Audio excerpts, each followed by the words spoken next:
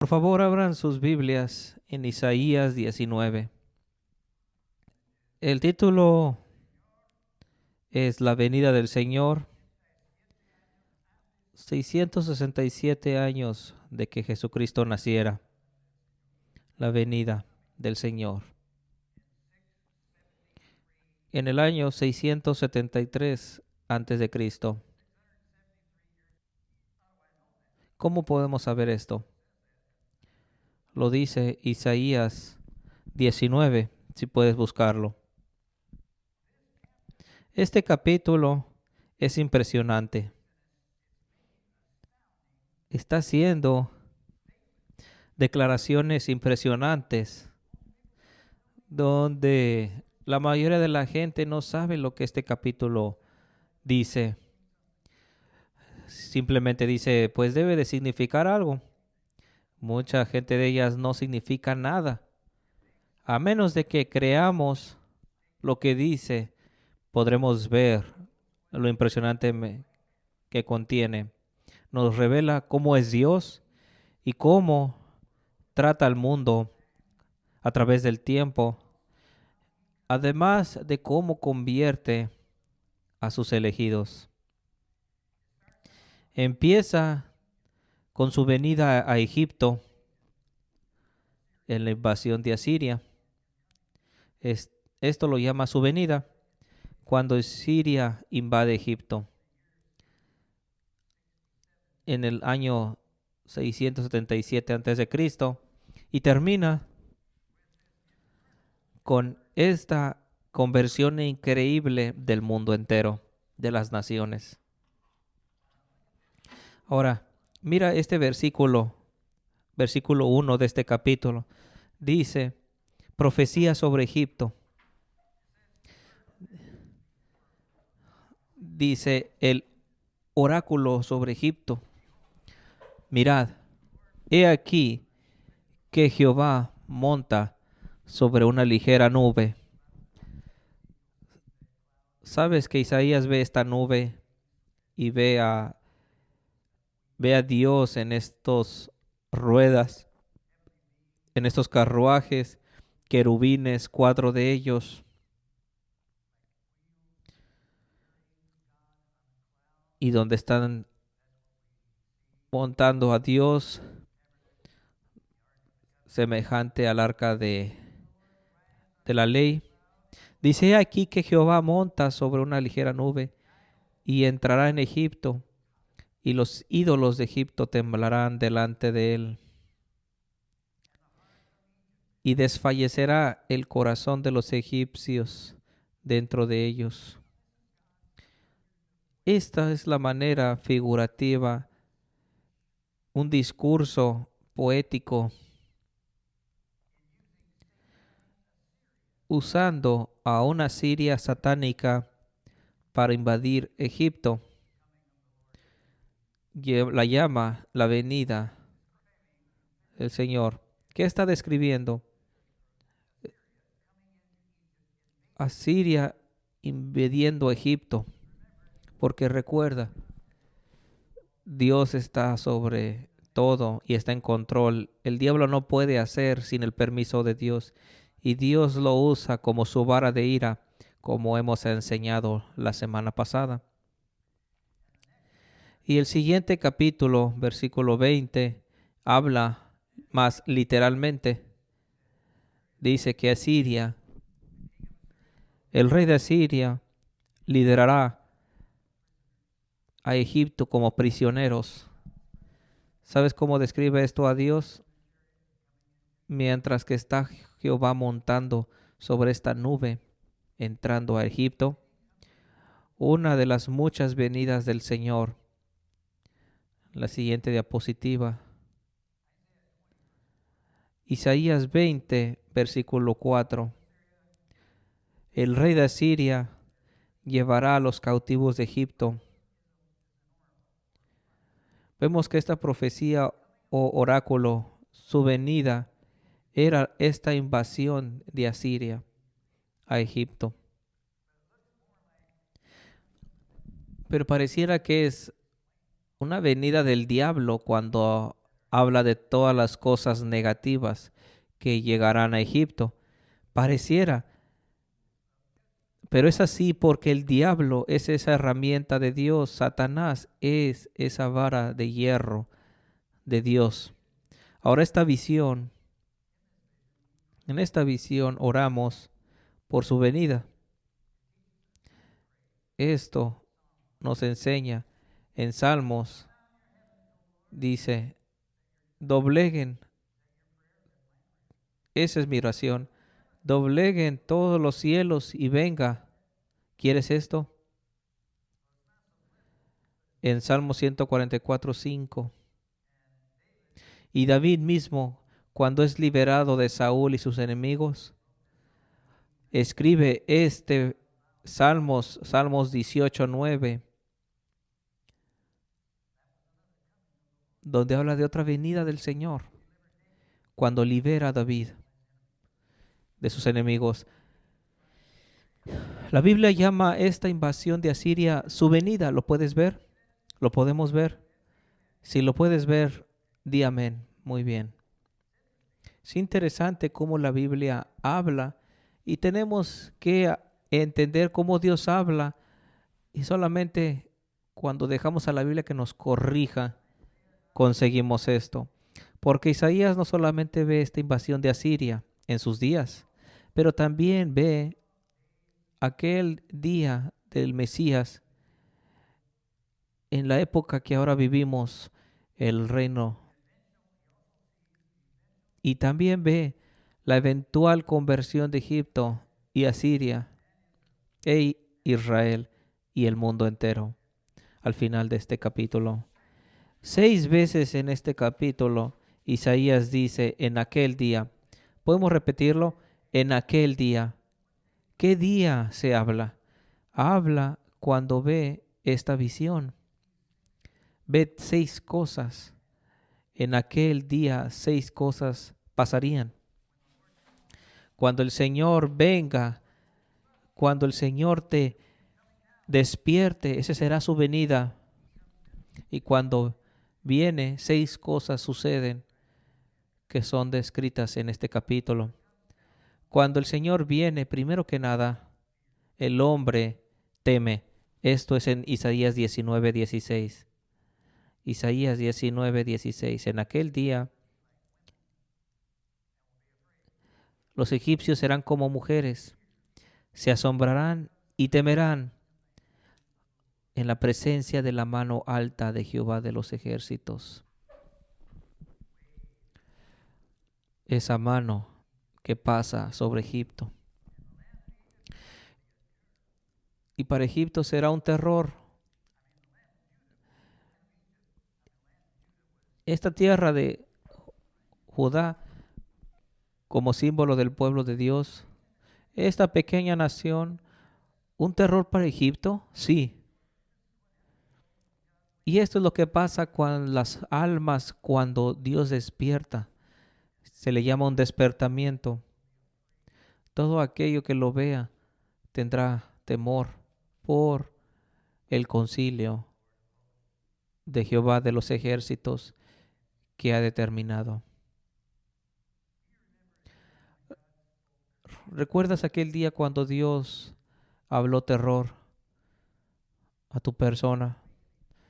Se llama, y los peregrinos así lo llamaban, cuando Dios te convencía de tus pecados y te despierta. Esto es lo primero que pasa, hay un miedo. Tenemos que temer a Dios por su concilio.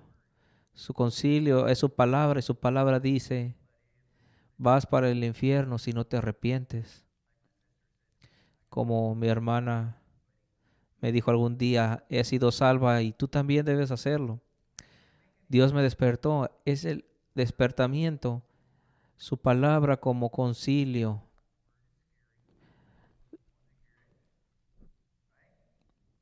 Infunde un terror en la gente, ¿verdad? Pero también hace algo diferente con nosotros. No solamente es ese temor, pero una vez que nos aliamos con Él en contra de nosotros, en nuestra naturaleza pecadora, nos cambia nuestra manera de hablar. ¿Sabes alguna de las cosas impresionantes de hoy? Uno de los temas de uno de los grandes radiodifusores hoy en día es hablar con groserías. Pero Dios cambia esto. Y lo dice aquí en el versículo 16.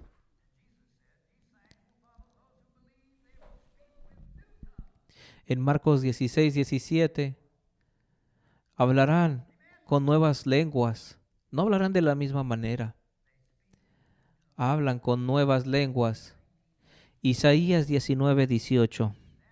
En aquel tiempo habrá 5 ciudades en la tierra de Egipto. 5 ciudades en la tierra de Egipto hablarán la lengua de Canaán. ¿Cuál era esta lengua? Donde veían los judíos. Y jurarán por Jehová de los ejércitos. Eso es lo que Dios ama. Aquellos que hacen una promesa o un juramento y no lo cambian. Hablan la lengua de Canaán, cristianos. No más groserías, no más una forma mundana de hablar, no una manera blasfema de hablar. Un pacto con Dios. Hacer un pacto con Dios es también llamado una maldición contra nosotros. ¿Por qué? Porque eso es. Haces una promesa. Haces una promesa a Dios y la mantienes. En aquel día cuando Dios venga, el corazón de sus elegidos, empezaremos a hablar, a testificar, a hablar con nuevas lenguas. Hablamos la lengua de Canaán y juramos por Jehová de los ejércitos. Y una de estas 5 ciudades será llamada ¿qué? Ciudad de Jerez, de destrucción. 20% perecerán.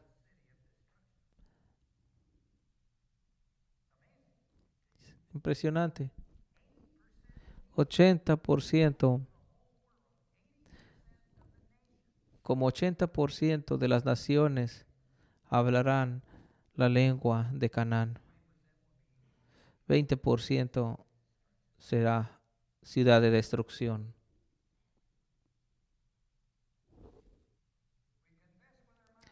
Confesamos con nuestras bocas que con lo que creemos en nuestros corazones, como Jesús lo dijo. Si lo que habrá en tu corazón, así hablarás. En aquel día también, en el versículo 19, habrá altar para Jehová en Egipto, en medio de la tierra. Cuando venga Jesús, le adorarán en aquel día. Mira este versículo. En aquel tiempo habrá altar para Jehová en medio de la tierra de Egipto. Ahora, un altar, un monumento junto a su frontera, y será por señal y por testimonio a Jehová de los ejércitos en la tierra de Egipto, porque clamarán a Jehová a causa de sus opresores. Dios mandará opresores a Siria y clamarán a Dios, clamarán a Jehová por arrepentimiento y les enviará Salvador y príncipe que los libre. Ahora, un altar en medio de la tierra. ¿Qué es un altar? Un lugar donde sacrificios son hechos a Jehová. Pero está en medio de la tierra de Egipto. Hay un monumento, pero esto está en medio de la tierra. En medio de la tierra. Si hay un altar al Señor, en medio de los Estados Unidos. ¿Qué significa? Significa que el gobierno también adora. Es el pecador. Es el pecado de nuestro gobierno. Dios es el centro. Esto pasará. Es lo que está profetizando. ¿Puedes verlo? ¿Puedes creerlo? En aquel día. Todas estas cosas, a través de nuestros problemas, Isaías está profetizando una y otra vez una esperanza. Empezamos a quejarnos, a enojarnos y a quemarnos en plagas, en cautividad. Pero nos da esperanza. Y si creemos estas cosas, no desmayamos. Yo sé que el desmayo y apatía y hay dolor de tiempos en tiempos, pero no puedo desmayar. Hay una esperanza, siempre hay una esperanza. Y es bueno para mí, es bueno para nosotros. Un altar al Señor significa que no olvidamos la asamblea de los santos. Significa que guardamos el sábado. Significa que adoramos el domingo. Significa que tomamos comunión, que damos nuestra ofrenda cuando adoramos. Un altar al Señor. Dice, será una señal y como testigo al Señor, y Él nos librará del opresor. ¿Sabías que en los 10 mandamientos, 2 tablas,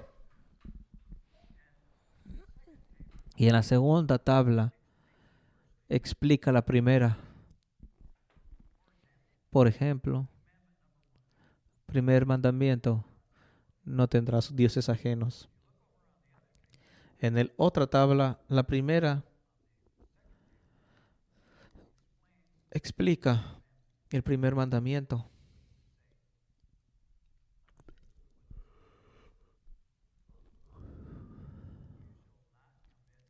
You shall not. No cometerás asesinato, porque el hombre es hecho imagen de Dios.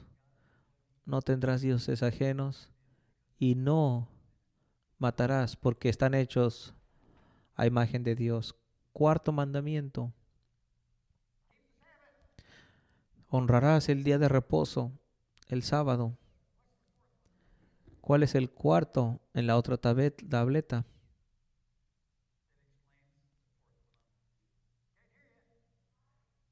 No, no mentirás. No cometerás falso testimonio. Mantener el día de reposo es no mentir. Quebrar ese mandamiento del sábado, del domingo, del día de reposo, es dar un mal testimonio. Porque el sábado es testigo al cristianismo. Es un testigo al Dios mismo. No tenemos tiempo para expandir en esto. Pero cuando nos reunimos el domingo, tomamos comunión.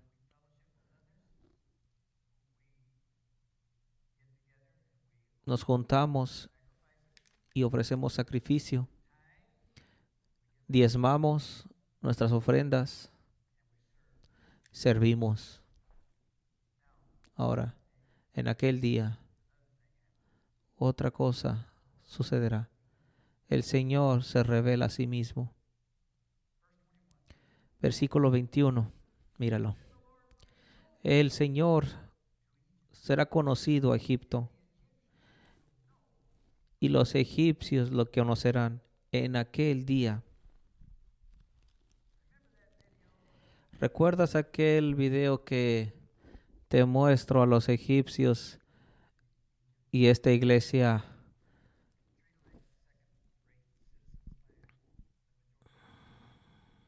muchos de ellos eran musulmanes, pero miles de ellos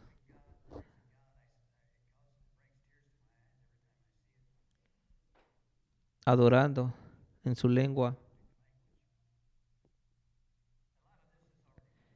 Y muchas de esas cosas ya han sido.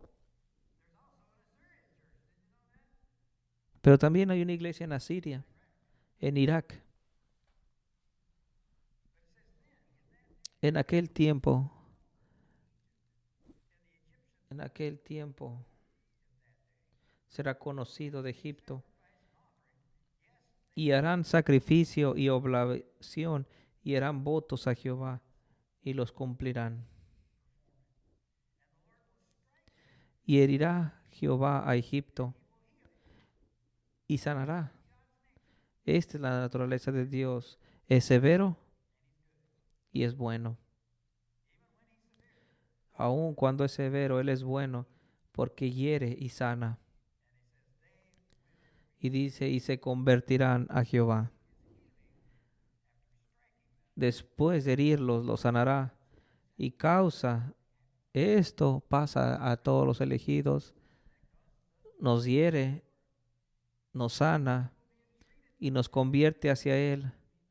Y será clemente y los sanará.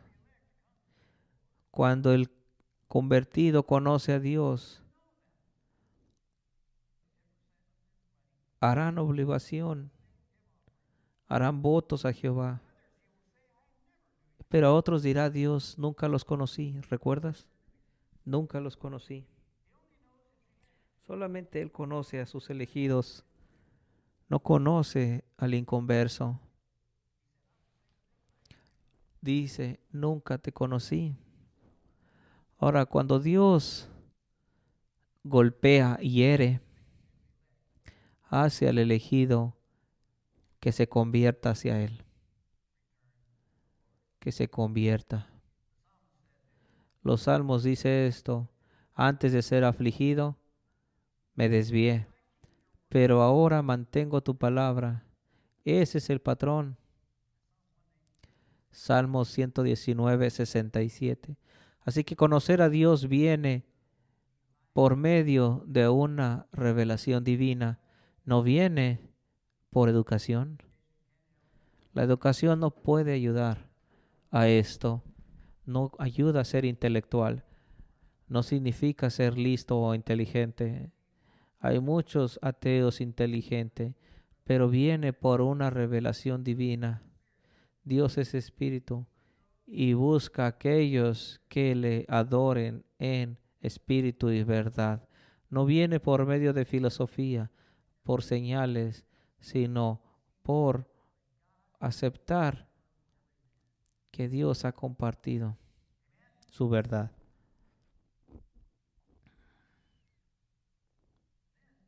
Entonces, una vez que somos sanos, conocemos al Señor. ¿Y qué significa en aquel día? En aquel día serviremos juntos. Esto en versículo 23. Versículo 23. En aquel tiempo habrá una calzada de Egipto a Asiria, y los asirios entrarán en Egipto, y los egipcios en Asiria, y los egipcios servirán con los asirios a Jehová. Sirviendo juntos, aleluya. ¿Puedes decir amén? El día de hoy, muchas de las gentes en Irak son musulmanes, muchas de las gentes en Egipto son también musulmanes, pero en aquel día servirán a Dios juntos. Aleluya. ¿Lo puedes creer? Es un camino, una calzada, un camino alto. Hay esperanza. Primer pregunta en el catecismo es, ¿cuál es mi esperanza en la vida y en la muerte? Respuesta, que no me pertenezco a mí mismo, pero pertenezco a Dios. En aquel día habrá una conversión mundial. He trabajado en hacer los sermones más cortos.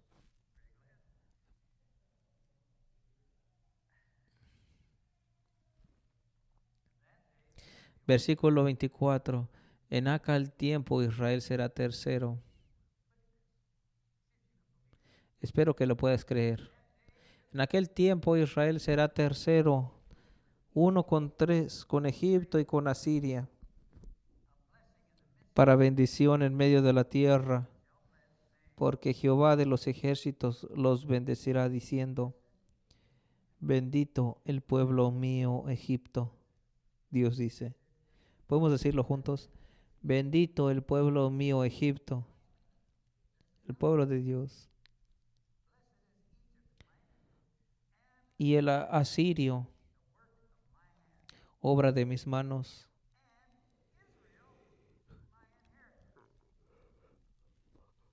E Israel mi heredad. Puedes ver aquel día, en aquel día.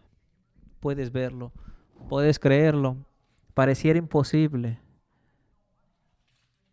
pero quiero saber qué pasa con los cristianos cuando leen este versículo. No saben y leen el siguiente capítulo, o van al Nuevo Testamento, o no. Pero aquí dice, en aquel día, Egipto, Asiria e Israel será el pueblo de Dios.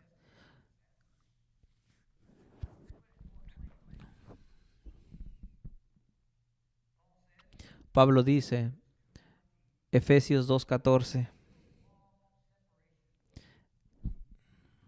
esa pared de partición entre gentiles y judíos ahora es quebrada en Cristo. No hay tal cosa como gentil o judío en Cristo. Todos somos judíos, todos somos israelitas, todos somos unos, somos sirvientes. Y esta adoración que antes era pagana,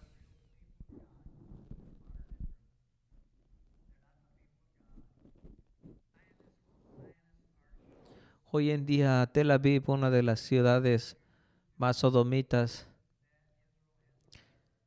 y esta gente que cree que Israel literal es el pueblo de Dios, estos sionistas que creen que habitarán, pero no saben que el Mesías ya llegó y que la verdadera tierra no es ahí, sino en Cristo. ¿Dónde dice en la Biblia que marchamos hacia Sión? Lo hemos cantado esta mañana. ¿Dónde lo dice en la Biblia? ¿Vamos? Dice, hemos venido a Sión. Y nos dice dónde está. En Cristo. Y si estás en Cristo, estás sentado en lugares celestiales.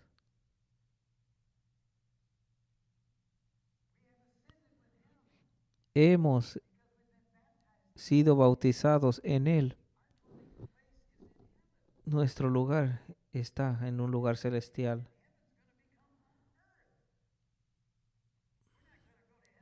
No iremos al cielo y vivir por siempre. El cielo vendrá a la tierra. El monte Sión, la nueva Jerusalén. Cuando vemos las calles en Apocalipsis,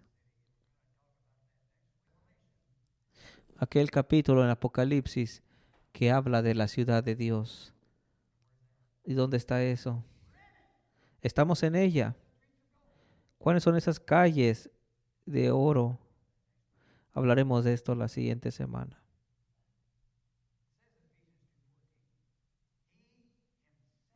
Él mismo es nuestra paz. Ya no estamos enojados con Él. No hay enemistad. Dios ha quebrado. Somos uno en Cristo. No el inconverso. Amén. Tenemos que deshacernos de este pensamiento carnal y pensar espiritualmente, porque así habla la Biblia. Y si interpretamos la Biblia carnalmente, habrá tantos ídolos en nuestras mentes.